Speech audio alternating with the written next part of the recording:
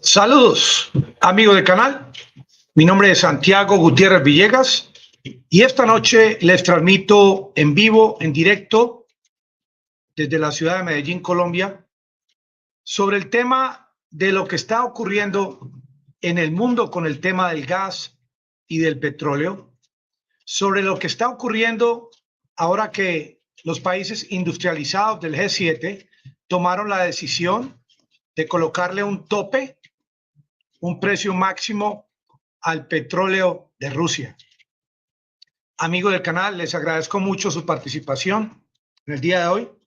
Sus comentarios son de gran importancia para todos aquellos que nos visitan buscando sus ángulos nuevos, novedosos sobre los temas que vivimos a diario.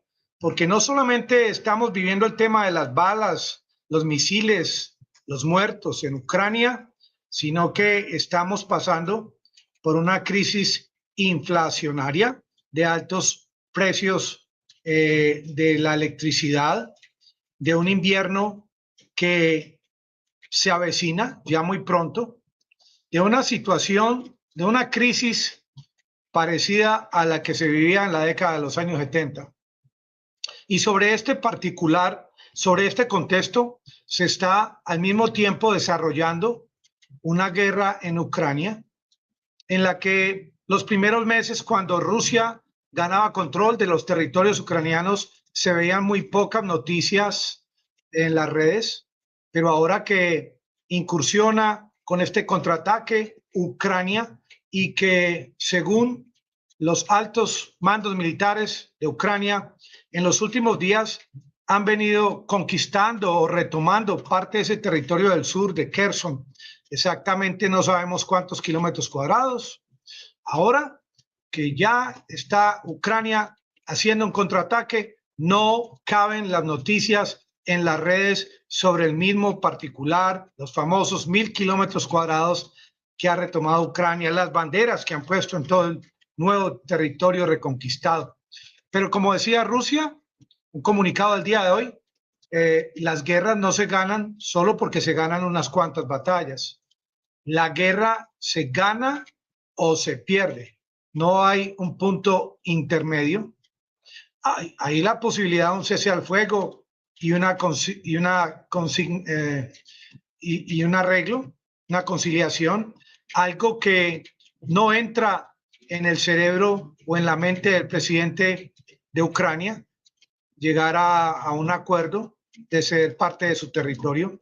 Pero hoy en día, de parte del Departamento del Tesoro, el subsecretario del Departamento del Tesoro, este hombre de apellido Adeyemo, él hizo un comentario y quiero resaltar el comentario que él hizo en el día de hoy, porque en los últimos meses, todo lo que diga la OTAN o lo que diga la Unión Europea o lo que diga el Reino Unido son prácticamente axiomas, propuestas que no necesitan pruebas ni ser comprobadas.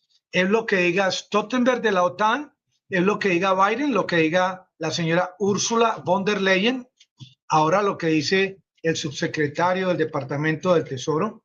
Hizo un comentario al respecto de que este tope se va a tener que dar. Rusia va a tener que aceptar los términos de este tope, dice él, porque Rusia no tiene capacidad de almacenamiento, porque a Rusia no le conviene, amigo del canal, dice este hombre, que a Rusia no le conviene cerrar la exploración de los pozos petroleros para más tarde reiniciarlos, que esto sería algo más costoso. Jamal, buenas noches, Francisco. Estoy tratando de interactuar con la audiencia para enriquecerme y poder profundizar un poco el tema, amigo del canal, porque ustedes con sus comentarios hacen parte de este equipo. Qué pena que no los tengo en la nómina, no les he pagado ni $1 ni un centavo, pero a mí tampoco me han pagado. No, mentiras. Es muy interesante interactuar porque ¿qué sabe este señor de apellido a deyemo de los Estados Unidos. Realmente, si el tema del tope se trata del tema de la capacidad, ¿acaso el Departamento del Tesoro de los Estados Unidos sabe exactamente a quién o a quiénes le está vendiendo Rusia en la actualidad? Miren, escuché un comentario que me pareció interesante. Rusia, ahora en época de sanciones, sobre todo las que se inician el 5 de diciembre con esta sanción más fuerte contra el petróleo y los derivados en el mes de febrero del año entrante. Rusia le está vendiendo ahora más petróleo a China y a la India que lo que le estaba vendiendo a los europeos. Ahora, el Departamento del Tesoro debe tener en cuenta el siguiente detalle. Si el G7, si ellos fueron los creadores o quienes siguieron esta propuesta de Ellen Yellen, el mismo Departamento del Tesoro, el comunicado de la Federación Rusa es que a estos países creadores de esta medida que se han ingeniado este año, no les van a vender gas ni carbón, no les van a vender derivados tampoco. Entonces, ¿qué sentido tiene que ellos vayan a fijar un precio tope si a ellos tampoco les van a vender? Porque ellos hablaban de que esta propuesta sería fabulosa si logran que se unan a esta idea una cantidad grande de países. Pero ¿acaso el Departamento del Tesoro desconoce la cantidad tan grande de países que están en contra de sancionar a Rusia? Es un contrasentido.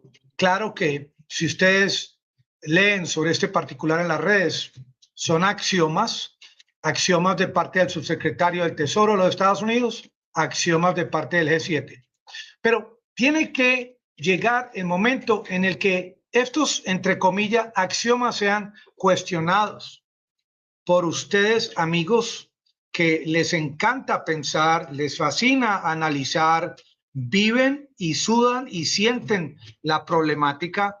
Ustedes, Franco, ¿cómo está, Rodolfo? Ustedes deben analizar exactamente las palabras de estos funcionarios que porque tengan un alto puesto, saco y corbata, ganan buen salario, no necesariamente significa que tienen la razón. Rusia, ¿qué capacidad de almacenamiento tiene? Yo pienso aquí, humildemente desde Medellín, Colombia, que aún ahora que Rusia ha sido sancionada y que vienen más sanciones, que Rusia no ve esta situación como un problema, ya que está en asocio con Irán, que ustedes vieron recientemente esa visita de Putin a Irán, con Ebrahim Raisi, el presidente, se reunió también allá. Unos contratos gigantescos para la exploración y para el transporte de gas y de petróleo de Rusia. Ahora, en este mercado tan complejo como es el mercado de la venta de petróleo y de gas, ¿acaso piensan ustedes que el Departamento del Tesoro de Justicia de los Estados Unidos van a estar con la lupa pendientes ahora que viene el invierno en Europa y que se va a empezar a morir la gente, a buscar y a investigar qué lleva cada barco, la procedencia del petróleo que lleva cada embarcación? Miren, es que lo que está ocurriendo ahora es algo nuevo, porque sí, intentaron sancionar y evitar que países como Irán y Venezuela vendieran su petróleo. Yo me acuerdo cómo las piruetas que tenía que hacer el gobierno del presidente Maduro para poder sacar su petróleo y enviarlo hacia China, a pesar de tantas sanciones. En la guerra de Irak, allá en el año 95 al 2003, que hubo el tema del intercambio de petróleo por alimentos. Pero es que ahora la situación es diferente. Se pretende fijar un precio tope por encima del costo marginal del petróleo ruso, con tal de que Rusia no pierda, sino que gane unos cuantos dólares por encima de lo que les vale el petróleo, la exploración del mismo, porque esta es la orden hegemónica, porque esta es la orden del G7 hacia Rusia, pero parece que todavía desconocen el modo de pensar del presidente de este país tan grande, de Rusia. Es un país gigantesco, el país más grande del planeta. ¿Acaso Estados Unidos sabe exactamente cuál va a ser la reacción al respecto de parte de Putin? Porque, mire, este señor de apellido Adeyemo, yema de huevo, Adeyemo, él dice, es que, ¿dónde va a meter Rusia esos 8 millones de barriles de petróleo que produce al día? Como los 9 millones o más o menos parecido que produce Arabia Saudita. Es caso curioso cómo en los últimos meses Rusia le ha vendido más petróleo a la China que lo que le vendía a Arabia Saudita. Y en este mes de agosto llegaron 6 barcos, embarcaciones con petróleo de Rusia a la India. La India en el mes de agosto le compró más petróleo a los rusos que lo que le compra China. ¿Acaso Rusia es un país que solamente le vende a Europa, al G7? Y mientras Ursula von der Leyen y los duros de Europa se reúnen o se reunieron en el día de hoy, próximamente el 14, para fijar exactamente cuál va a ser el tope, ya he leído artículos sobre Francia, Alemania, cómo empiezan a quitar la luz de las 10 de la noche a las 6 de la mañana, cómo ya la calefacción en las piscinas ya la tienen prohibida, cómo hay escuelas en ciertas partes de Europa donde la calefacción en este invierno va a ser con leña, con madera, con carbón, como en Alemania, por ejemplo, de las tres principales plantas nucleares las van a reiniciar.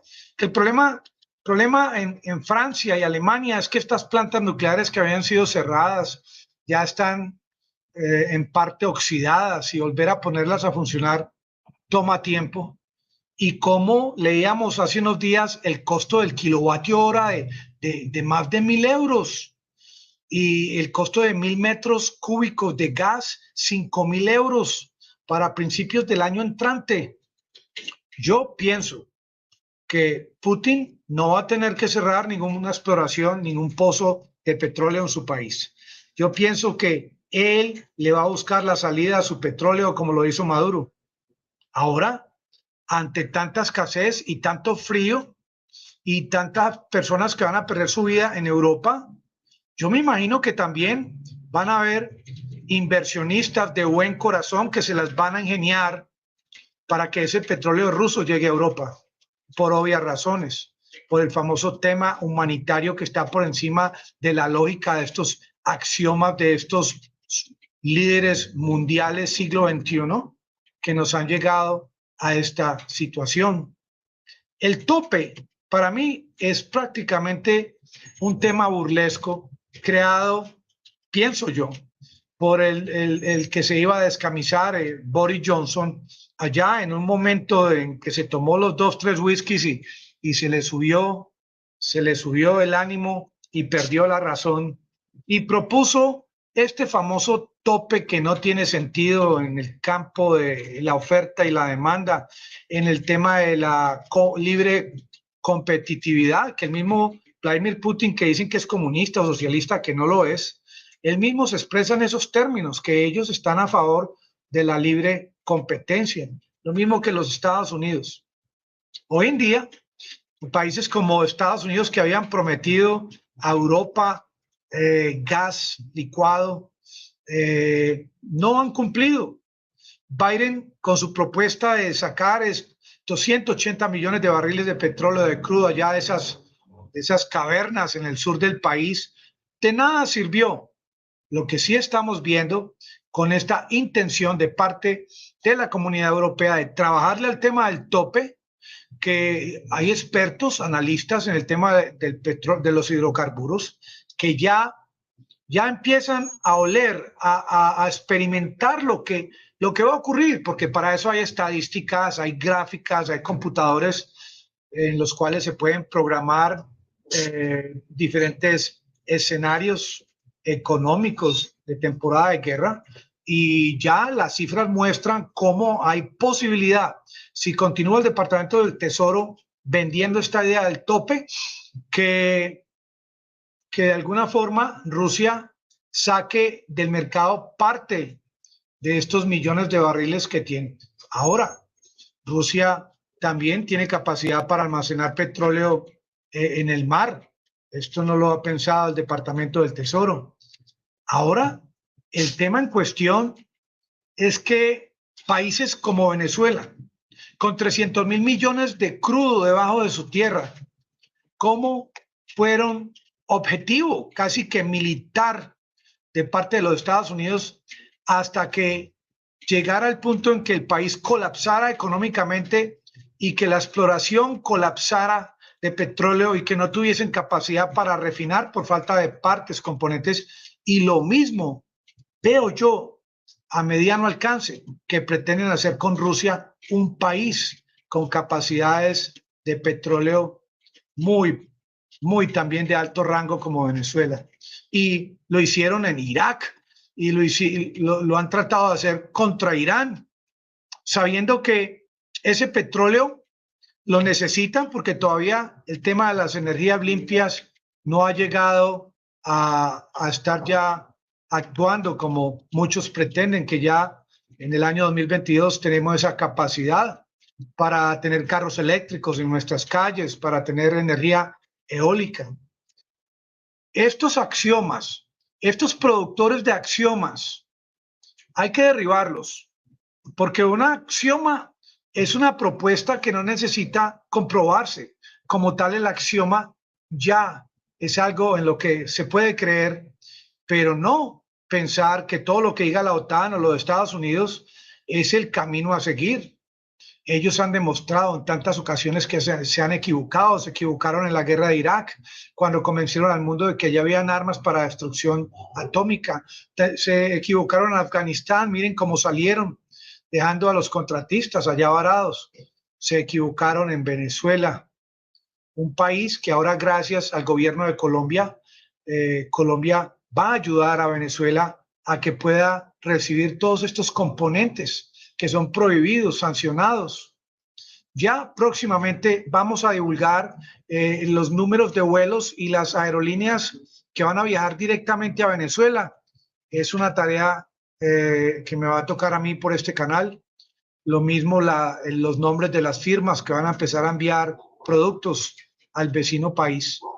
A pesar de que hay muchos comentarios, casi siempre comentarios de gente de poco corazón, que dicen, ¿y qué? Y la mercancía que no le pagaron a los colombianos, que, hombre, en el asunto de la economía, hay que seguir para adelante, hay que seguir hacia adelante y muchas veces en el comercio y en la industria, todas estas facturas que no han pagado con el tiempo pueden ir siendo pagadas, porque en el comercio no hay principio ni hay fin. El comercio no solamente es de un año, de un mes, es para toda la vida. Así que estos comentarios que vienen de personas, yo creo que un poco enfermas, no hay que darle mucha atención. Y este comentario de que el famoso tope va a arrodillar a Vladimir Putin es un error pensar de esta forma, porque hasta ahora, 7 meses de guerra, yo les pregunto a ustedes, amigos del canal, si ustedes han visto de parte del presidente de Rusia alguna muestra de que el hombre se haya arrodillado, que haya cedido ante su posición de continuar con su plan, el famoso plan de este operativo especial para liberar a la gente de Donbass. Pero el tema de la economía es de gran importancia y vamos a ver hasta qué momento Europa va a aguantar antes de quitar las sanciones a Vladimir Putin. Ustedes dirán que hasta noviembre, hasta diciembre 20, hasta que el kilovatio hora en Europa esté por encima de los 1.500 euros el kilovatio hora, porque ellos hablan de que van a hacer subsidios, le van a dar subsidios a la gente para el pago de las cuentas eléctricas, pero es que los subsidios los paga el mismo pueblo. ¿Hasta qué punto los gobiernos de Europa, van a estar dispuestos a subsidiar a los habitantes, a las empresas. Ya hoy vi un artículo en el New York Times que habla de una empresa de casi 5.000 empleados, fabrican vasos de vidrio, copas de vidrio, que van a tener que cerrar por los altos costos de la energía. Ustedes imaginan el sostenimiento de una planta con 5.000 empleados y hay empresas, por ejemplo, siderúrgicas, empresas que requieren mucho consumo de electricidad, que con estos altos costos les toca cerrar. Los productos europeos ya no van a ser tan competitivos como los productos asiáticos. Mientras los productos europeos se encarecen, los productos asiáticos antes se vuelven más competitivos. ¿Y por qué? Porque Vladimir Putin prefiere venderle el petróleo y el gas ruso a un descuento a la India y a China, aún por debajo del famoso tope que quieren fijar, con tal de no venderle a estos países. Porque así es como piensa este señor. Vladimir Putin piensa de esa forma. Tiene una posición que él es capaz de aguantar, de resistir, de persistir, porque esa es la consigna de la Federación Rusa. Ese es el éxito de Vladimir Putin, resistir y persistir en su propósito de lograr su objetivo. Y así no piensa esta gente del mundo occidental, sobre todo Anthony Blinken. ¿Qué sabe Anthony Blinken del dolor que van a sentir los europeos ahora que llegue el invierno? ¿Qué sabe Anthony Blinken sobre las reales intenciones que tiene la Federación Rusa en territorio ucraniano?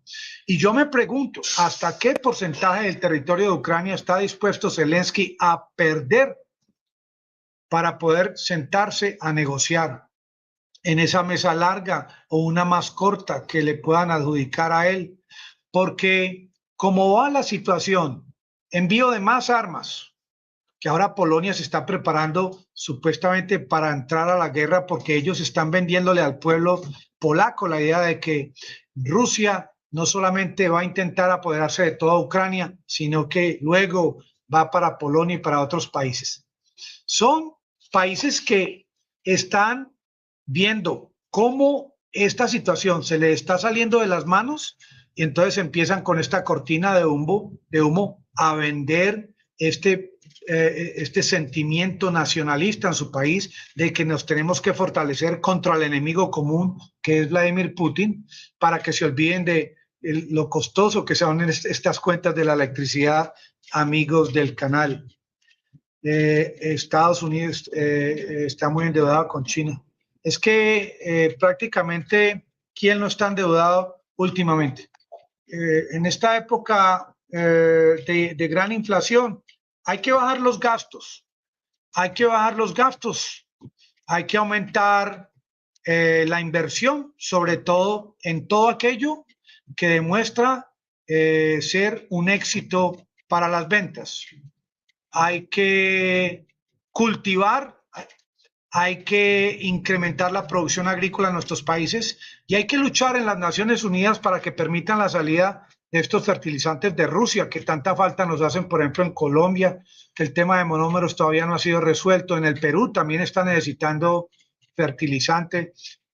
Tenemos que formar un bloque, los latinos, para luchar porque se permita la salida de los fertilizantes de Rusia, como eso fue acordado también en esta reunión en Turquía recientemente para la salida de los cereales de Ucrania hacia todo el mundo, que supuestamente iban a salir para los países más necesitados en vías de desarrollo, y esto no fue así.